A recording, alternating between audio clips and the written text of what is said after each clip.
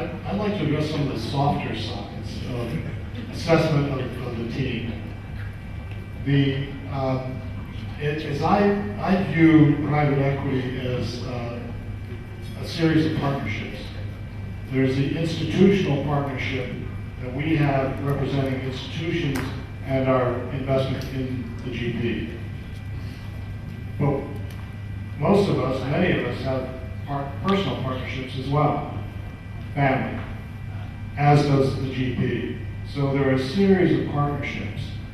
And I believe that part of the assessment of the GP is to assess those elements of the partnership, which we can't say all this in the United States, but as part of that effort, one of the things that I have done is to ensure that I always have a woman as part of the due diligence team.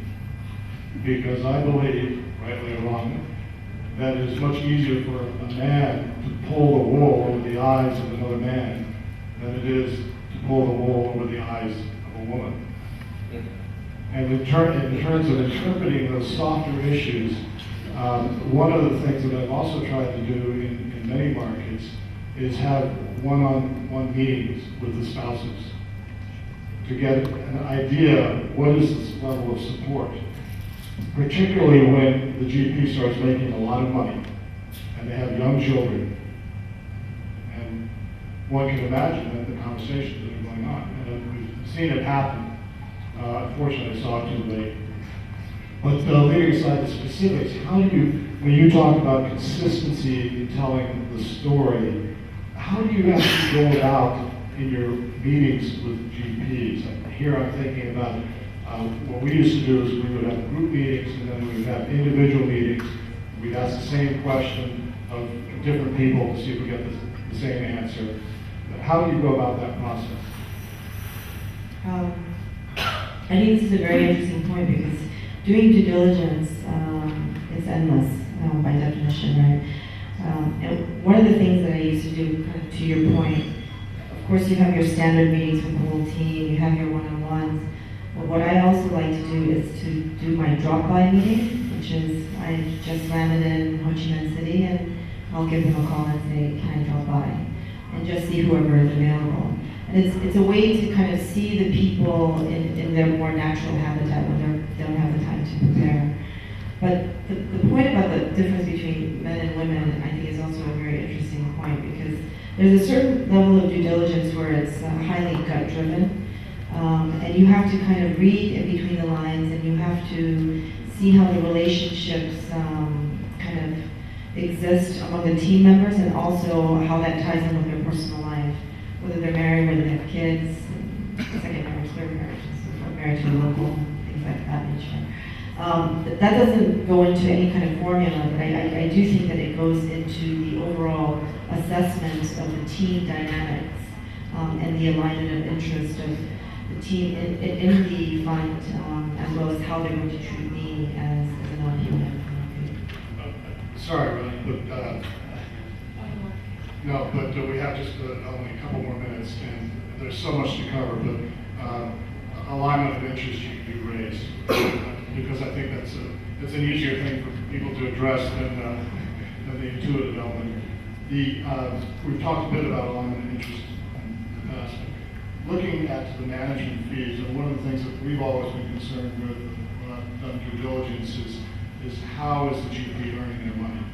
And you want to make sure that there's an alignment of interest, that they're earning money from return, not from the management fee. And one of the things we tried to fight through is this whole hoax, if you will, that the GP is contributing 1% into the fund, and you're paying them 2%. So basically, you're paying them for them to fund the 1%. But how do you analyze, or do you analyze the budget, and to what extent are you even privy to the budget of the management company? Well, this is probably one of the most favorite topics I was raised. I mean, we had seen 3 pitches today. I mean, if you really want to catch the attention of an investor or an LP, the GP must say, I'm going to realize IRR of 25%, I'm going to raise $100 million fund, and you know what? I'm going to put 20 million. Then you're putting your money in your market. That's the way to do it, because otherwise it's an option. It doesn't make sense to promise a 25% return and you're not going to mortgage your house, your wife, your car, everything, because you're paying only less 10% for it. Yeah, but I think it's not as straightforward as this, because there's some very talented individuals who don't have those financial means. And First-time funds. yeah, first-time funds and you know, people who came from unique backgrounds and experience but didn't accumulate the type of personal wealth necessarily make that commitment. So they have to be willing to explain to you that they are effectively mortgaging their lives in one way, shape, or form. So it's not a hard amount, but it's the relative risk to those Well, individuals. then as a compromise, what about a structure where they do not get any carry until the total commitment is returned to the LP? I think that creates a huge disincentive. I think, you know, you've got the they don't get carried. I'm sorry. We always have sort of a waterfall that we've always signed up to. So yeah, true. Investors don't get their, or the team doesn't get carried until the investor's money is returned and they get their 8% hurdle. That's what you're talking about, right? Yes, but Yeah. there are other elements to that. 100% commitment as opposed to capital investment. Oh, okay. It depends. You know, once again, that's kind of the dynamic of that is driven by different economic cycles, right? And how you, and to what extent you're recycling committed capital, because you're returning capital more quickly. I think you can be a little more creative around that. But ultimately, when the investment period's over with, then you execute on that waterfall, and that's fair. We could go on for hours on this topic, I think, because it is important. I think having the management get paid later, generally speaking, is something that LPs look for. And the GP commitment has gotten larger, number one. Instead of 1%, they're looking for 2% or even 3%. But to Ronnie's point, I think it's more important relative to their net worth. I mean, a lot of these people don't have money. So it's got to be, the absolute number has to be relative to, you know, who they are. But it's also very important to make sure that you keep them engaged and interested, because they could also walk away and you don't want to have a key man risk situation. Are you shaking your head on that? I'm a little bit, I know where the ladies come from. I know, not physically come from, but how they make their money and what industry they're in. There's nothing wrong about that. That's absolutely, I come from, my employee does things different. It's another perspective that you have to put that first on the table. What we do is we invest in funds and in direct investments. But technically, there is no difference between deploying capital and putting capital at risk. I mean, funding entrepreneurs, but the entrepreneur calls himself a fund manager, or like yesterday, with 3 gentlemen running a business. Fundamentally, there is no difference. We are entrusting capital to a third party. The only difference is that a fund manager don't have a downside risk anymore. And the entrepreneurs, yesterday, they have. That's the fundamental risk. So whether you first return committed capital or whatever, or pay more or less management fee, you can go on forever, as correctly said. You can't change that, but the model is, in my opinion, a bit flawed.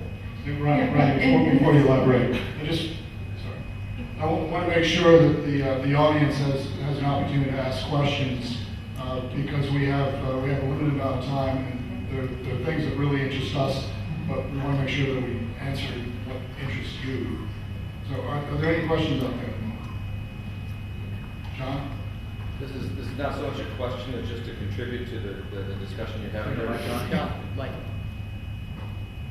Not so much a question as to contribute to the topic you've got going right now.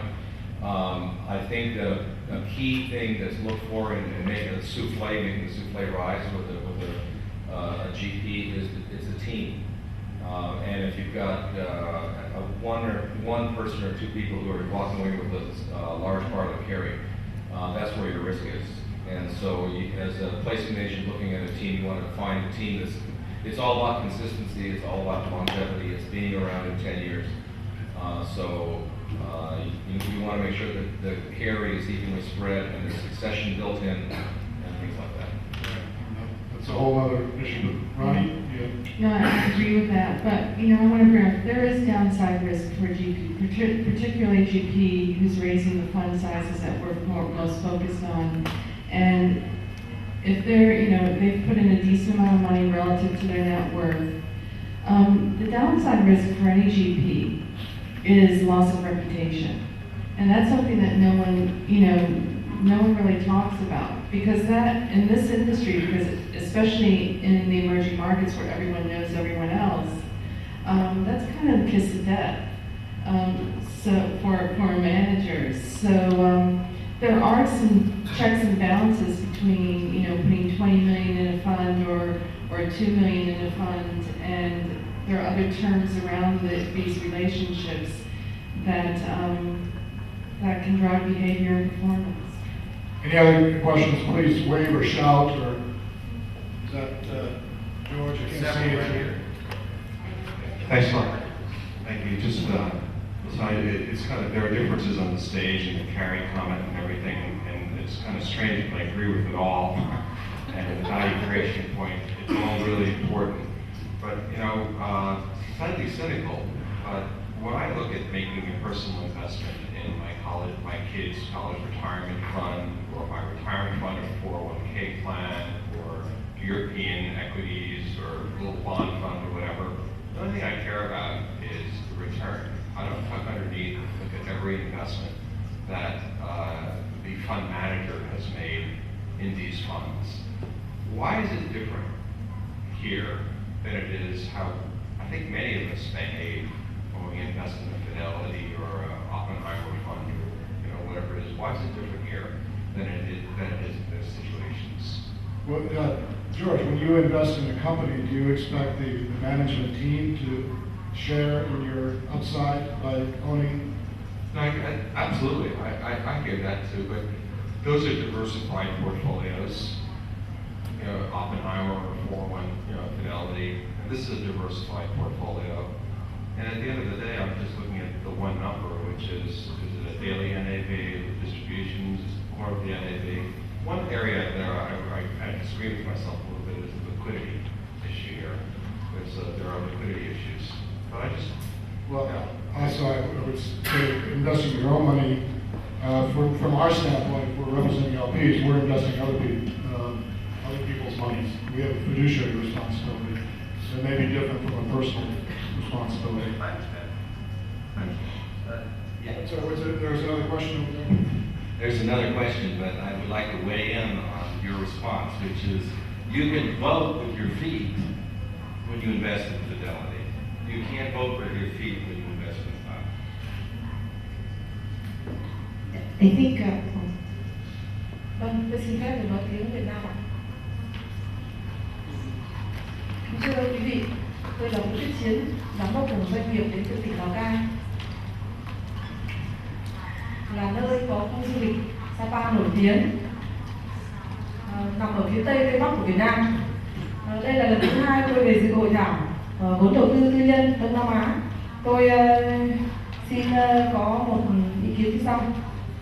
Tỉnh Lào Cai chúng tôi là một tỉnh có nhiều lợi thế và cơ hội đầu tư, có nhiều tài nguyên và khoáng sản, có nhiều dự án đã, đang và sẽ được thực hiện, như các dự án khai thác và chế biến khoáng sản, dự án xây dựng các nhà máy thủy điện, các nhà máy sản xuất nông sản, lương thực, thực phẩm, và các khu đô thị mới, các nhà máy chế biến phân bón, nhà hàng, khách sạn, khu vui chơi giải trí. Tốc độ tăng trưởng GDP năm 2010 của tỉnh Lào Cai chúng tôi là 15% và duy trì 14% đến năm 2015. Chỉ số PCI năm 2010 đứng thứ 2 cả nước với nhu cầu về nguồn vốn của các dự án và các doanh nghiệp là rất lớn. Song với quy mô của hội thảo, tôi nhận thấy chỉ một lượng rất ít các doanh nghiệp được biết và tiếp cận với nguồn vốn. Vậy tôi có đề xuất với các quý ngài trở thành một cái văn phòng đại diện hoặc một công ty quản lý quỹ cho quỹ đầu tư tư nhân. Với các ý kiến trên thì tôi xin hỏi các quý ngài là tôi sẽ cần gặp ai và phải đáp ứng các điều kiện gì. Vâng, tôi xin hết ạ. Cảm ơn ạ.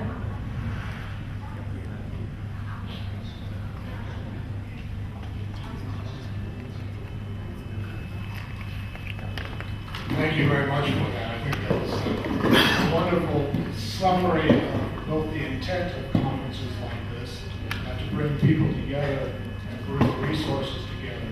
And I think that there are people in this room who would be very pleased to speak with you about your effort to basically make the opportunities that you described, package them in such a way that they're attractive to private equity investors.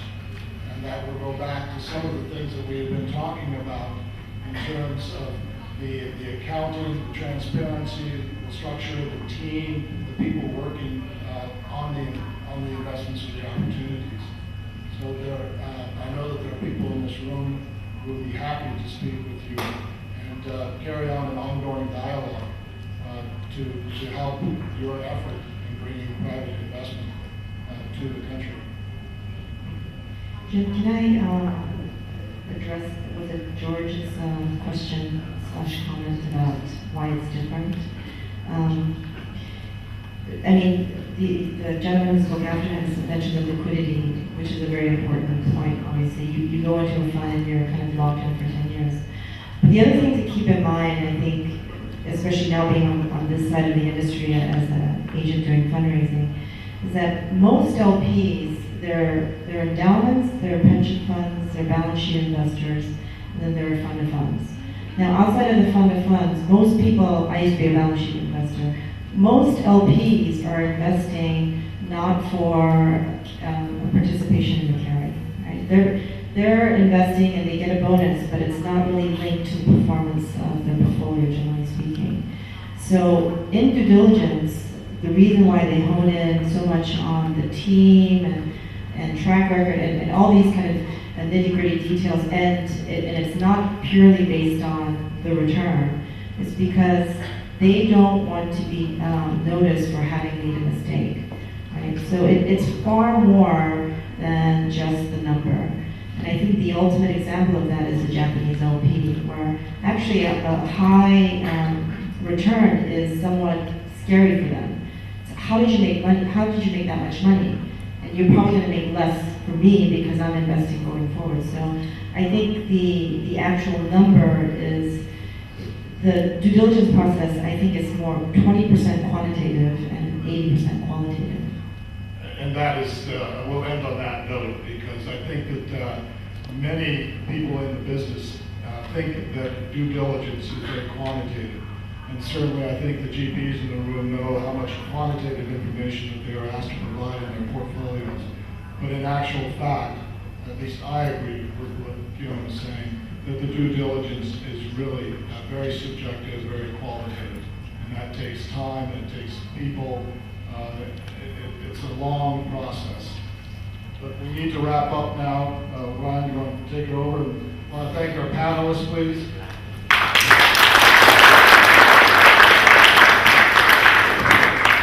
Thank you again to our panel. I will now dismiss for lunch, and we'll see you back here around 1:40. See you soon.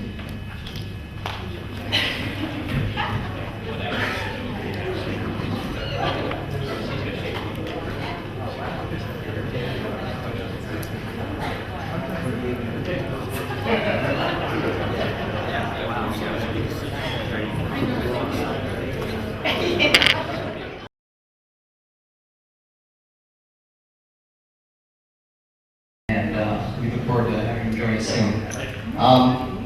As you all know, my name is Ron Galloway. I am the co-chair for TPIC, the Underberg Private Equity Center here in Vietnam. But in addition to that, I am also the managing director for Auxesia Holdings here in Vietnam. And as the conference has grown and as my company has grown, we have kind of an announcement to make, something we're very excited about. Auxesia is actually going to be opening an office in Thailand.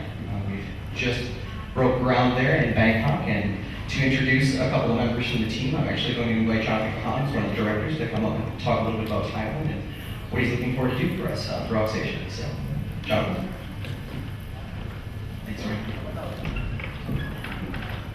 We're extremely excited to be partnering with Ryan and his team, and we're very happy to be part of the Auxesia team, and we're looking forward to building relationships with Vietnam, especially between Vietnam and Thailand, and fostering relationships generally. I'm going to introduce the next panel. Let's see, it's real estate and infrastructure, and our moderator is Mark Townsend, Managing Director of CBRE Vietnam. Mark, would you like to introduce these panels? Yes. Good afternoon, everyone. Thank you for coming back after lunch. I am joined on stage today by three very colourful members of the private equity fund and real estate business. On my right, Y, who I've known since he joined China Land as the CIO in 2005, and he will tell you what's going on in the world of the fund business. And how challenging it has been and where it's going to go. To my left, Alex, who just says Alex in his card, is the country manager, country rep for Auxesia, and from Malaysia, highly educated, great golfer, wonderful karaoke expert, and is a developer. Auxesia is a huge company in Malaysia, and obviously from an overseas developer perspective, I'm looking forward to hearing how he gets out of some of my difficult questions. And Greg Cook, to Egypt left here is, I've got the card upside down, but I understand he's the Chief Executive Officer of Vietcombank Fund Management, just raising money to reinvest in Vietnam. So not many people have been brave enough to go on the trail recently and go on a beauty parade talking about Vietnam, both locally and overseas. So we'll be interested to see what a Vietnamese fund is doing in the real estate market. We were given some guidelines, some questions that I'm not sure if they're on the screen because I can't see the screen. But I think obviously our expertise, as well as Malaysia and Atlanta, Georgia, and South Africa and Bermuda and Scotland, brings us hopefully to give you for the next 30 minutes a little bit of colour about the Vietnam property market, why we're still here, why our companies are still here, and why those of you that haven't invested here have done actually a brilliant thing. Those of you that have invested here have done quite well, and those of you that are thinking about investing may want to stick around for a few minutes longer. I think it's only fair if I pass the microphone to my colleagues. And for a minute, just if you could update us what Indochina are doing, Vietcombank Fund, and obviously Auxesia, just to line up, take the microphone out of my hands. Indochina Capital is a fund manager / developer. We on the real estate side right now we have about 500 million under management for our real estate funds, and right now in total we have about 20 projects throughout Vietnam. And we just closed our third real estate fund of 108 million just about 8 months ago, and we are in the process of investing that money over the next 12 months, and we will continue to look for projects. In addition to that, we are also looking at ways to create the REIT vehicle here in Vietnam so that we can lease some of our resort hospitality assets and service apartment assets as well. So that's basically what we do, and we're looking forward to more discussions with that. So Vietcombank Fund Management is a strategic joint venture between Vietcombank and Franklin Templeton Investments. Templeton was brought into the business in the beginning of 2008. I've been lucky enough to spend the last 3 years in Vietnam running the business and building it up to what it is today. So Vietcombank Fund Management is traditionally a pure private equity investment house. We have 3 active private equity funds, all approaching the latter stages of their investment life, and in one case moved into divestment as well. So at the moment we're looking for new opportunities to raise money for investment in Vietnam, both on the private equity side, but also seeking to leverage the strength of Vietcombank as a large lender in this market, and to that end, we are probably 90% through raising a new real estate fund and expect to close that in Q1 of 2012. We also have an established asset management business, so we don't only do the private equity or alternative stuff. We have a growing and vibrant asset management business with public markets, which is more the kind of global forte of Franklin Templeton and seeking to leverage that strength as well. Name is Alex. SB Secure is a corporation listed out of the Colombo Stock Exchange. Market cap is about $2.5 billion US. That translates to mean that on average year we sell between 5,000 and 8,000 homes. So we're relatively large, massive home producers, but we play in the upper end, the upper middle and above end of the market. We have been pushed. We moved out of we went cross-border on a push-pull requirement. Malaysia is 28 million people. We are 15 years in experience, and so some of our house buyers have bought 2, 3 of our own homes. So with our expertise, we decided to go cross-border. Vietnam being our first destination, and we have projects out of Australia, Melbourne. We're talking to some landowners in London. We have projects in Singapore and China.